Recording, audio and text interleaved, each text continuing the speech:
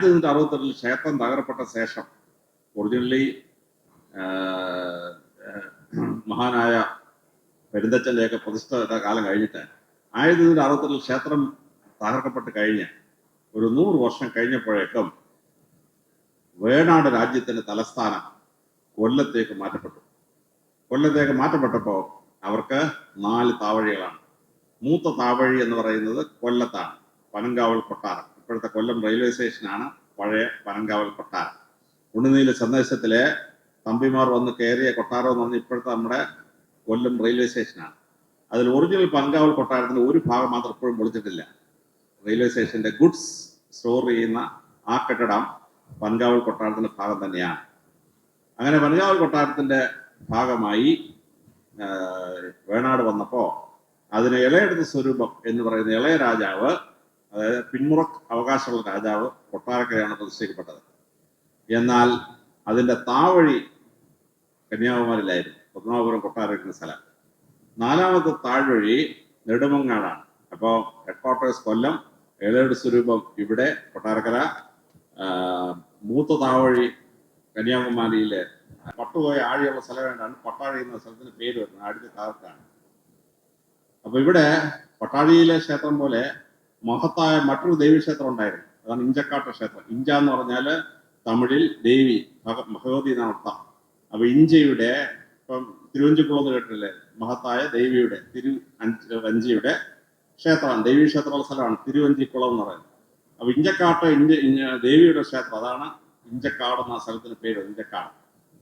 ഇങ്ങനെ ഈ സ്ഥലങ്ങളെല്ലാം പുതുക്കി പണിഞ്ഞ കൂട്ടത്തിലാണ് ഇളയുടെ സ്വരൂപം തീരുമാനിച്ചു കൊട്ടാരക്കര ഗണപതി ക്ഷേത്രം പുതുക്കി പണിയണം. അങ്ങനെ 1460 കഴിഞ്ഞപ്പോ ഇളയുടെ സ്വരൂപം ഇവിടം പുതുക്കി പണി. അങ്ങനെയാണ് ഇവിടം പുതുക്കി പണിയാനിടയായത്. അപ്പൊ എന്തുകൊണ്ടാണ് ഇളയുടെ സ്വരൂപം ടൗണിനകത്ത് കൊട്ടാരം വെക്കാത്തത്? കാര്യം ടൗണിനകത്തുള്ള പ്രധാന സ്ഥലം പുലയന്മാരുടേതായി, പുലയമൺ, ഇപ്പൊ നമ്മൾ പുലമൺ എന്നാണ് വിളിക്കുന്നത്. അവരുടെ തൊട്ടടുത്ത് കൊട്ടാരം വേണ്ട എന്ന് രാജാവ് തീരുമാനിച്ചു. അങ്ങനെ അദ്ദേഹം പോയി തെക്കോട്ട് കൊണ്ടുപോയി കൊട്ടാരം വെക്കുകയാണ്. എന്നിട്ട് പടിഞ്ഞാറെ തെരുവ് നായന്മാർക്ക് കൊടുത്തു, കിഴക്കേ തെരുവ് ക്രിസ്ത്യാനി കൊടുത്തു. അങ്ങനെയാണ് കിഴക്കേ തെരുവ് മുഴുവൻ ക്രിസ്ത്യാനിയുടെ കേന്ദ്രമായി മാറിയത്. പടിഞ്ഞാറെ തെരുവ് നായന്മാർക്ക് കൊടുത്തു. ഇങ്ങനെ ഈ സ്ഥലങ്ങൾ പുതുക്കി പ്രതിഷ്ഠിച്ച 1960 ശേഷം ഉണ്ടായ പ്രസിദ്ധമായ ഒരു പുനർസൃഷ്ടി, ആ പുനർസൃഷ്ടിയുടെ ഭാഗമാണ് ഇപ്പൊ നമ്മൾ കാണുന്ന ഈ ക്ഷേത്രം. ഇപ്പൊ നമ്മൾ കാണുന്ന മഹാദേവ ക്ഷേത്രം, കൊട്ടാരക്കര മഹാദേവ ക്ഷേത്രം എന്ന് പറയുന്നത്. അവിടുന്ന് ബ്രാഞ്ച് ഓഫ് ചെയ്തപ്പോഴാണ് ഇവിടെ മഹത്തായ ഗണപതി ക്ഷേത്രം, കഴിഞ്ഞ 2 കൊല്ലത്തിന് മുമ്പ് ഞാൻ വന്ന് പ്രസംഗിച്ച ചരിത്രപ്രസിദ്ധമായ ഗണപതി ക്ഷേത്രം കൊട്ടാരക്കര വന്നു. ഇളയുടെ സ്വരൂപം സുബ്രഹ്മണ്യ ക്ഷേത്രങ്ങൾ പണിഞ്ഞു. പരമശിവന്റെ 2 മക്കൾക്കോട്ട് ക്ഷേത്രം ഉണ്ടാക്കി. ഗണപതി ക്ഷേത്രം ഉണ്ടായി, സുബ്രഹ്മണ്യ ക്ഷേത്രം ഉണ്ടായി, പാർവതി ദേവിയുടെ പേരിൽ ഭഗവതി ക്ഷേത്രം ഉണ്ടായി. അങ്ങനെ പരമശിവന്റെ കുടുംബത്തിലെ എല്ലാ അംഗങ്ങൾക്കും ക്ഷേത്രം പണിഞ്ഞു ഇളയുടെ സ്വരൂപം. അത് 600 കൊല്ലത്തിന് മുമ്പ് സംഭവിച്ച സംഭവമാണ്. അപ്പൊ ഈ ക്ഷേത്രത്തിന് മുറ്റത്ത് നമ്മൾ ഇരിക്കുമ്പോൾ ഇതിന്റെ 1500 കൊല്ലത്തെ ചരിത്രം നമ്മൾ അറിഞ്ഞിരിക്കണം.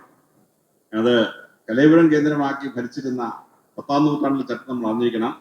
11ാം നൂറ്റാണ്ടിൽ തകർക്കപ്പെട്ട എങ്ങനെയാണെന്ന് അറിഞ്ഞിരിക്കണം. അത് കഴിഞ്ഞ് 150 വർഷത്തെ ക്ഷേത്രം പുതുക്കി പണിഞ്ഞെങ്ങനെയാണെന്ന് അറിഞ്ഞിരിക്കണം. അപ്പൊ 1500 വർഷത്തെ ചരിത്രം നമ്മൾ അറിയുമ്പോഴാണ് 600 കൊല്ലത്തിന് ഇളയുടെ സ്വരൂപം ഇത് പുതുക്കി പണിഞ്ഞത്. പണ്ട് ഇളയുടെ സ്വരൂപം പുതുക്കി പണിഞ്ഞ 600 കൊല്ലം മുമ്പ് പെരുന്തച്ഛൻ ഉണ്ടാക്കിയ വിഗ്രഹത്തിന് എന്ത് പറ്റിയെന്നും അതോടെ കുറിച്ചു എന്നുള്ള ചരിത്രം നമ്മൾ മനസ്സിലാക്കണം. ഇത്ര ചരിത്ര പ്രസിദ്ധമായ ഒരു മണ്ണിൽ, പുരാണ പ്രസിദ്ധമായ ഒരു മണ്ണിലാണ് നിങ്ങൾ ഈ ആരാധനാലയത്തിൽ, മഹാദേവ ക്ഷേത്രത്തിൽ പ്രാർത്ഥിക്കാൻ ഭാഗ്യം കിട്ടിയിരിക്കുന്നത്. വളരെ അപൂർവം പേർക്ക് മാത്രമേ ഇങ്ങനൊരു ചരിത്രപ്രസിദ്ധമായ ക്ഷേത്രത്തിൽ പ്രാർത്ഥിക്കാനുള്ള അവസരമുള്ളൂ.